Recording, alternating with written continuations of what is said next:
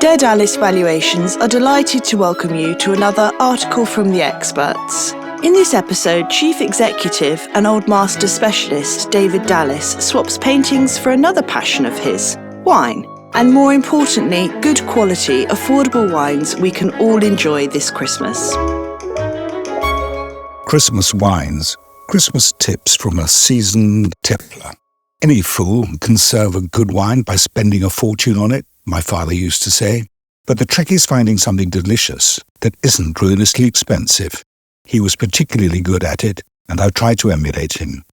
With Christmas around the corner, expenditure at an annual high, and entertaining on a larger scale than normal, I thought it might be helpful to share some things I have found or been introduced to by Hells, my PA, that Serena, my wife, and I have enjoyed drinking without breaking the bank.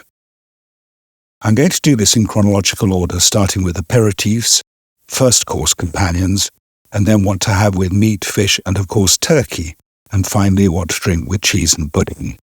I know next to nothing about spirits, so if milk gin is your tipple, or you adore cocktails pre-prandial, forget my wine choices and go for the things you like.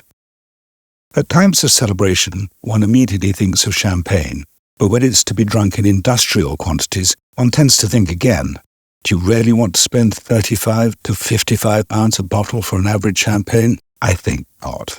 Instead, we drink the Cremant de Bordeaux that Jane McQuitty habitually praises in the Times.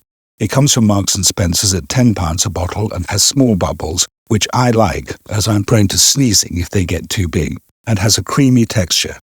In fact, try any of the Cremants from Bordeaux, Loire, Jura or Bourgogne. They're made the same way as champagne but don't come from the region, so have to be called something else by French law and cost a fraction of the real thing. If you don't like fizzy drinks, you might try something white and light. I agree with my dear friend Ben Collins, who co-owned Pipendum and tragically died 2 years ago. He liked to drink thin, slightly astringent wines on an empty stomach, and a more robust Chardonnay like a white Burgundy when accompanied by food. I like the grape varieties Sauvignon Blanc, Pinot Grigio, Torrontés, Albariño, and Assyrtiko in this category, where acidity and minerality are the buzzwords.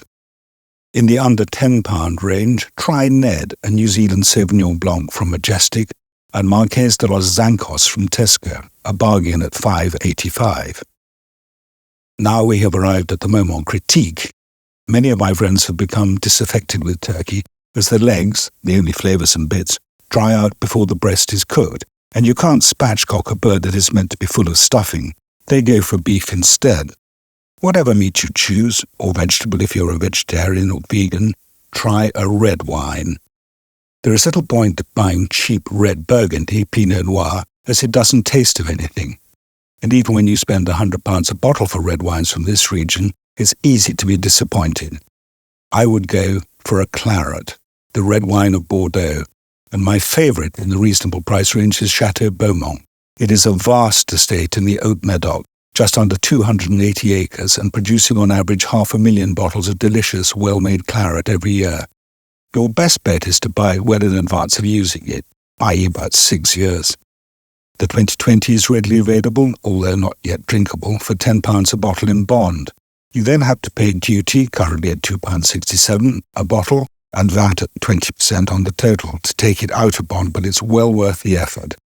The 2014 is drinking now and is available from Richard Keel in Suffolk, still at £10 a bottle in bond, which works out at $15.20 a bottle delivered. If £15.20 is beyond your budget, you could do a lot worse than buying Côte du Rhône from Lidl at £5.29 a bottle. Like the Beaumont, it will benefit from a couple of years aging so that the tannins are absorbed. Otherwise, it's totally drinkable now. Next comes the Stilton. It has such a strong flavour that it overwhelms most wines, but not the fortified ones. So I would recommend port with this course. A vintage port from a great year, such as Fonseca 1994, will set you back £100 plus. From a less good year, say 2003, you're still looking at spending between £35 and £50. However, if you plump for late bottled vintage port such as Taylor Fladgate's LBV 2016 from Wand Wines or Hard to Find Wines for $15.99, you will find a delicious, round and hearty glass that punches the same weight as the cheese. Finally, what about pudding wine? I think that most sweet things at Christmas are so sugary, Christmas pudding, brandy butter, mince pies, that to have sweet wine with them would be cloying. Open some more cremant.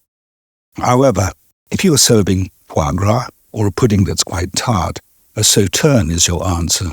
Of course, Chateau d'Yquem is by far the greatest of them all, arguably the finest wine from Bordeaux. But at £300 to £400 a bottle for a recent vintage, you need to have a big checkbook. A bottle of the 1811 was bought for £75,000, making it the most expensive bottle of white wine ever sold.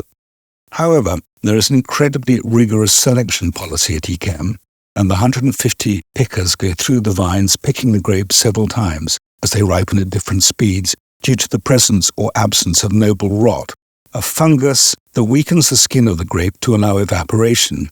This makes for a very sweet wine due to the percentage of sugar to liquid. In 1964, the pickers went through the vines 13 times, only for the makers to decide the grapes were substandard and declared a non-vintage, making no Yquem at all. This doesn't mean they make no wine in such a year. In most years, only the best grapes are used, and the lesser ones go into a declassified wine, such as Sauterne from Vineyards Direct, which was selling for £16 a half bottle when released. Try and find one of these. To end on a note of thrift, Christmas is the time to search for that bottle of wine a friend brought you and you knew you would hate, and to put aside for the tombola at the village fete. This is a gift that is heaven sent for mulled wine, where the wine is just a vehicle for cinnamon, orange peel, cloves and nutmeg, and where the heating process ruins the wine. A glass of mulled wine on a cold winter's day is a thing of good cheer. Enjoy it and have a very happy Christmas. Thank you for listening. You can read this article and many more at darevaluations.co.uk. Search for Dare Dallas to find us on Instagram and LinkedIn, where our team will keep you updated on market trends and our valuation service. For more details on our valuation service, please call us on 01883 722 736 or email inquiries@darevaluations.co.uk.